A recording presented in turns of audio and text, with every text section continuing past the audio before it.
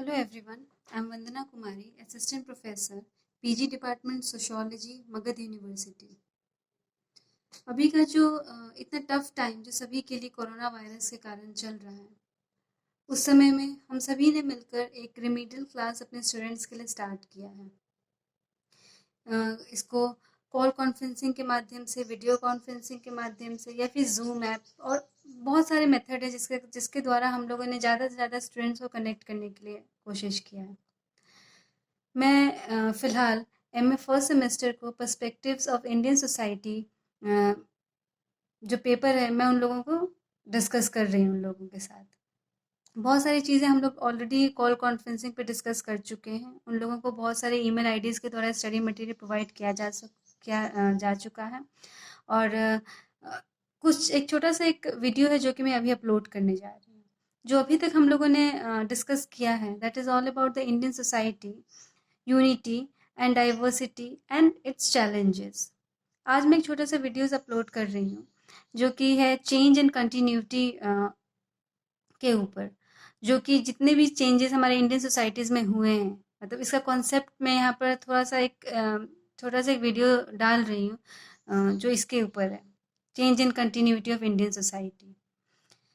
Generally इस part के लिए मैं एक बुक रेफर करना चाहती हूँ जो कि योगेंद्र सिंह के द्वारा लिखा गया है, मॉडर्नाइजेशन ऑफ इंडियन ट्रेडिशन, जिसका हिंदी में नाम है भारतीय परंपरा का आधुनिकीकरण, जो कि योगेंद्र सिंह ने लिखा है। इस बुक के माध्यम से हमने इस पूरा एक जो पहला यूनिट है उसको कवर करने का कोशिश किया है। तो let's start about it. When we talk about Indian society, we just use two terms. First is social structure and second one is tradition. और ये जो दो टर्म है, सोशल स्ट्रक्चर एंड ट्रेडिशन, ये दो वर्ड ऐसे वर्ड हैं जो इंडियन सोसाइटी को और उसकी रियलिटी को पूरी तरीके से कवर करती है। This two terms cover the entire gamut of the Indian social phenomena and its realities. तो जब भी हम इसके बारे में डिस्कस करते हैं, यहाँ पे योगेंद्र सिंह ने टू ब्रॉडर पर्सपेक्टिव में उन्होंने टर्म दिए हैं। वो जो दो टर्म है वो है इंडिजीनियस एंड एक्सोजीनियस। जो एंडोजीनियस है, उन्होंने बताया है कि जो एंडोजीनियस टर्म है वो क्या है, वो विद इन द सिस्टम, जिसके बाद change with in the system. और एक्सोजीनियस जो है वो है एक्सटर्नल फैक्टर के द्वारा जो भी उस सिस्टम में चेंजेस आई हैं। जैसा कि योगेंद्र सिंह कहते हैं कि there are many factors, there are many causes of the social change, और उसी को उन्होंने दो ब्रॉडर पर्सपेक्टिव में बांटा है, इंडोजीनियस एंड एक्सोजीनियस, जिसके बारे में उन्होंने बताया कि कुछ हैं जो आप आंतरिक रूप से with in the structure, with in the system वो जो चेंजेस होती हैं, और एक होती है एक्सोजीनियस जो एक्सटर्नल रूप से उस स्ट्रक्चर को चेंज करने में उनका सहयोग रहता है। जैसे कि अगर हम इंडियन कॉन्टेक्स्ट की बात करें तो इंडियन कॉन्टेक्स्ट में हम कॉलोनियल पीरियड को ले सकते हैं एक एक्सटर्नल फैक्टर के रूप में, वेस्टर्नाइजेशन, मॉडर्नाइजेशन, तो इन सब का सोशल चेंज में काफ़ी रोल रहा है। तो हम लोगों ने ये दो जो मेजर, जो ब्रॉडर कॉन्सेप्ट है, इसके द्वारा हम इस चेंज को इजीली समझ सकते हैं। इसके अलावा जो चीज़ें हैं वो है पर्सपेक्टिव, कि हम किस किस पर्सपेक्टिव से इस सोशल चेंज को स्टडी कर सकते हैं। पहला पर्सपेक्टिव है आपका इंडोजीनियस, जिसके अंदर संस्कृताइजेशन आता है, और एम.एन. श्रीनिवास ने इसके ऊपर काम भी किया है मैसूर विलेज में। उन्होंने बताया कि संस्कृताइजेशन एक ऐसा टर्म है जो विद इन द सिस्टम जो चेंज लाता है स्ट्रक्चर के अंदर। उन्होंने पोजिशनल मोबिलिटी की बात बताई है कि जैसे हमारे जो कास्ट सिस्टम है, जो हायरार्की का सिस्टम है, जो पोजिशनल रैंकिंग का सिस्टम है, उसमें क्या होता है, जो लोअर कास्ट है उनका स्टेटस लो होता है। तो इस संस्कृताइजेशन के प्रोसेस में उन्होंने बताया कि किस प्रकार जो लोअर कास्ट है वो इमिटेट करते हैं अपर कास्ट को। Upper caste that means twice born caste, उनके रिचुअल्स को फॉलो करती है। बहुत सारी चीज़ों पे उन्होंने, जैसे they gave up meat eating, consumption of liquor and जो ये होता है, जो पहले बलि देते थे, सेक्रीफाइसेस होती थी डेइटीज़ के लिए, वो सारी चीज़ें उन्होंने बैन कर दी है। और जैसे अपने फूड हैबिट्स, अपने ड्रेस पैटर्न्स, कस्टम्स, रिचुअल्स, बहुत सारी चीज़ों में उन्होंने चेंजेस लाई है, so that they could claim the status, higher position in the society.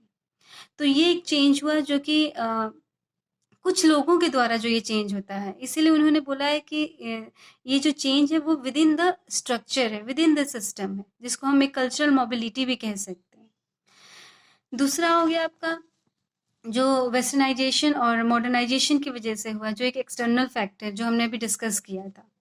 तीसरा मॉडल है आपका डायलेक्टिकल मॉडल, जो कि हम डीपी मुखर्जी के द्वारा समझ सकते हैं। डायलेक्टिकल का मतलब क्या होता है?